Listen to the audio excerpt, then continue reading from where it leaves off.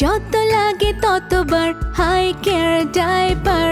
আমার সোনামণির সুরক্ষা তো আমার হাতে, মা হিসাবে আমি তাই কেয়ারফুল। হাই কেয়ার ডাইপার, মোর দেন কেয়ার।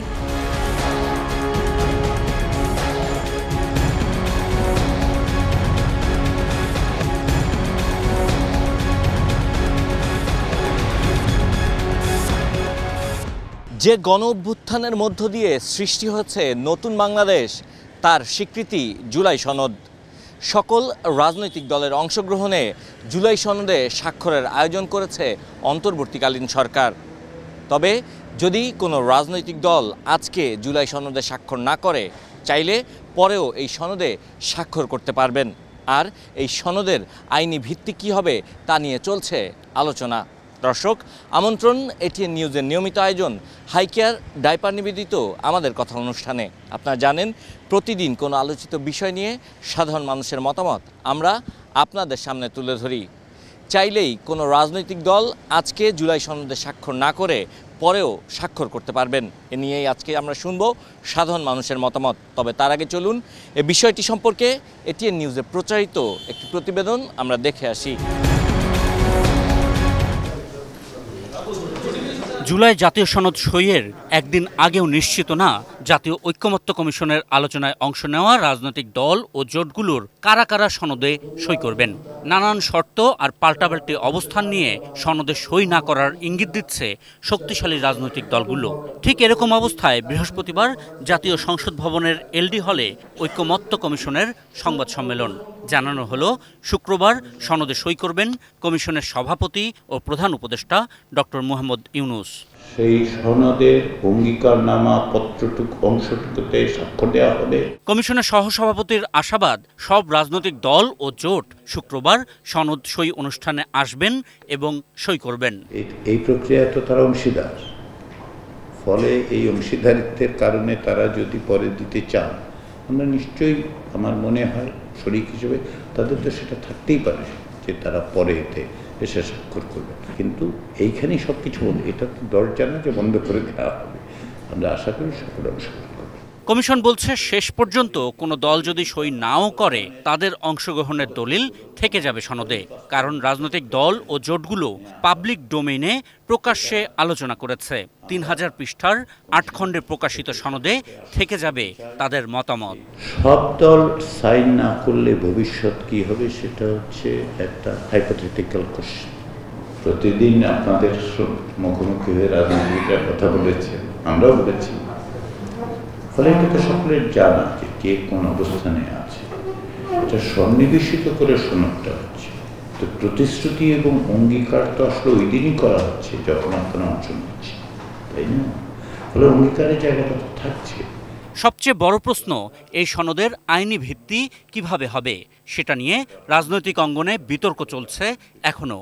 কমিশন বলছে, এজন্য তারাও আনুষ্ঠানিক ও অনানুষ্ঠানিক আলোচনা চালিয়ে যাবে। এজন্য কমিশনের মেয়াদও বাড়ানো হয়েছে 31 অক্টোবর পর্যন্ত।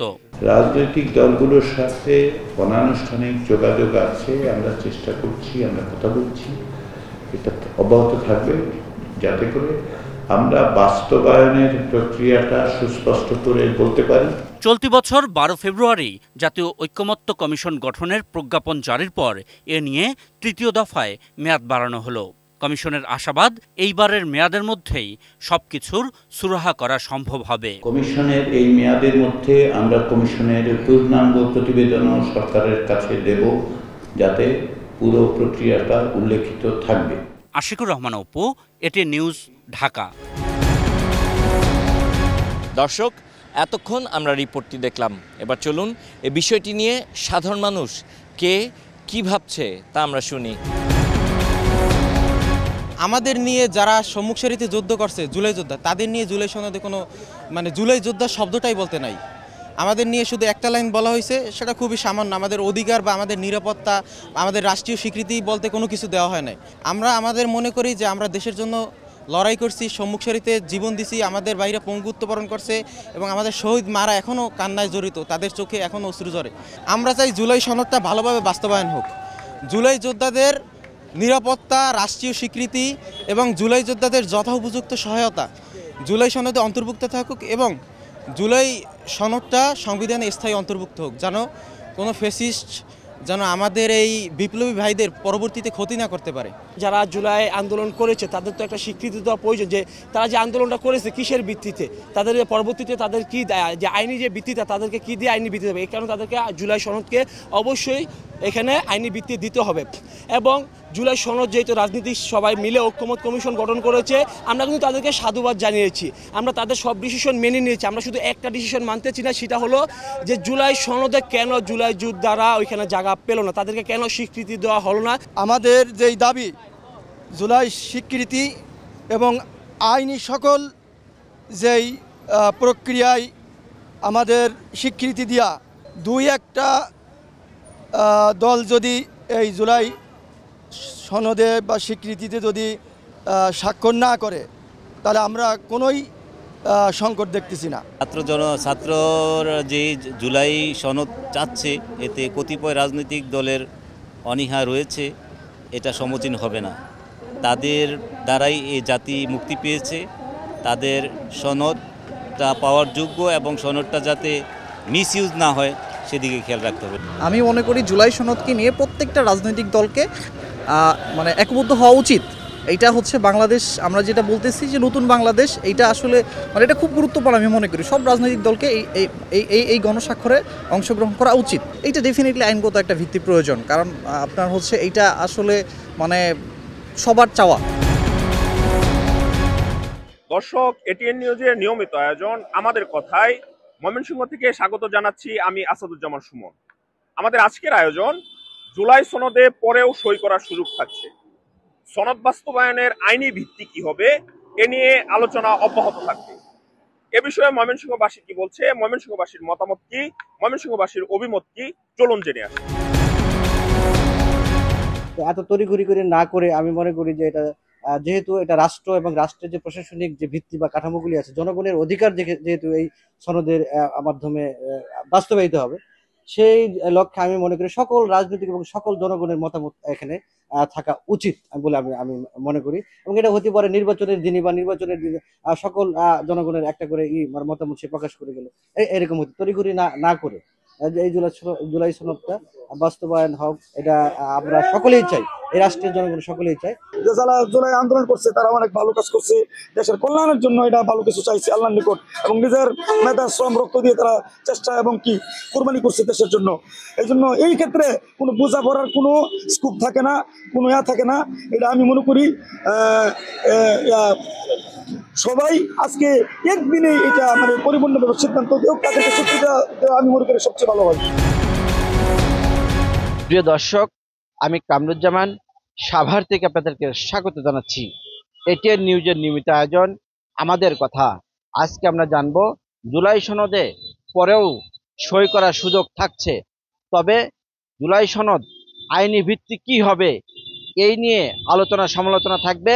চলুন দেখে আসি সাধারণ মানুষ কি বলে।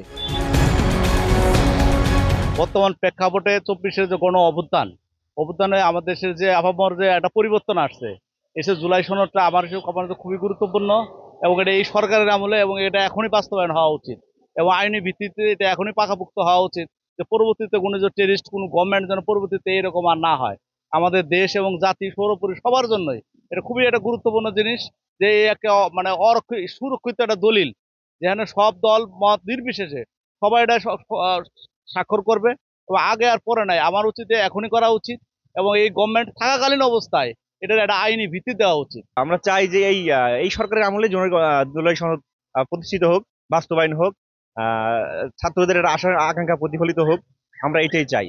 ছাত্ররা 2000 স্টুডেন্ট জীবন দিয়েছে, এই ছাত্রদের জীবনের বিনিময়ে এই দেশ আমরা পেয়েছি, নতুন করে এই বাংলাদেশ হয়েছে। তো এখানে তাদের দাবি মানা হবে না কেন? আমার এটি একটা প্রশ্ন।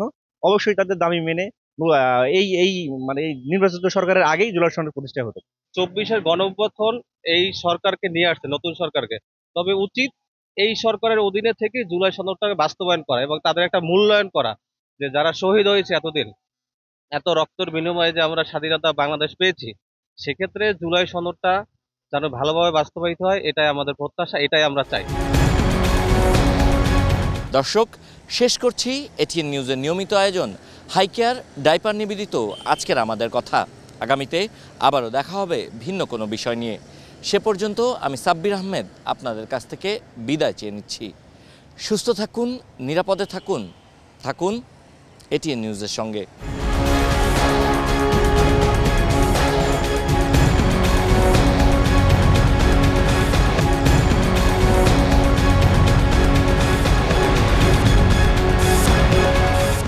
আমাদের কথা সৌজন্যে hi care baby pant diaper. যত লাগে ততবার হাই কেয়ার ডায়পার। আমার সোনামণির সুরক্ষা তো আমার হাতে, মা হিসাবে আমি তাই কেয়ারফুল। হাই কেয়ার ডায়পার, মোর দেন কেয়ার।